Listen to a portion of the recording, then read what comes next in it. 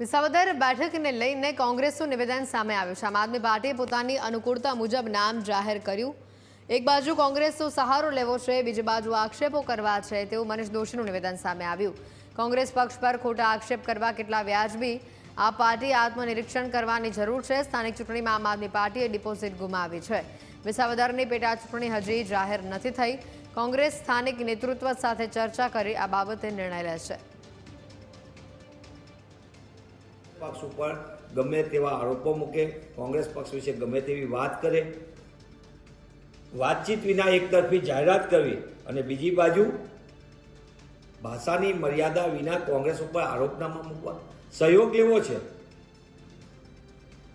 અને પાછું બીજી બાજુ કોંગ્રેસ ઉપર ગમે એવું આરોપે મૂકવા છે।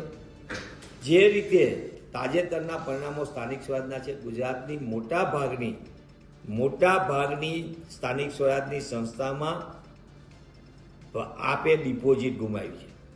આપના ઉમેદવારો મોટા ભાગની જગ્યાએ લડી શકે એવી સ્થિતિમાં નહોતા, ત્યારે આપ એની રાજકીય અપરિપક્વતા સાથે માત્ર અમે કહી તેમ વર્તવી એ દિશામાં આગળ વધી રહ્યો તેવું દેખાય છે।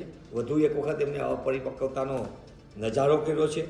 ત્યારે આગામી દિવસોની અંદર વિધાનસભાની વિસાવદર બેઠક માટે પેટા ચૂંટણી જાહેર થશે, ત્યારે કોંગ્રેસ પક્ષ યથાયોગ્ય સમયે સ્થાનિક નેતૃત્વ સાથે પ્રદેશનું નેતૃત્વ ચર્ચા વિચારણા કરશે અને એ અનુસંધાને જે જરૂરી જણાશે એ નિર્ણય પ્રદેશ કક્ષાએથી રાષ્ટ્રીય નેતૃત્વના માર્ગદર્શનથી કરવામાં આવશે।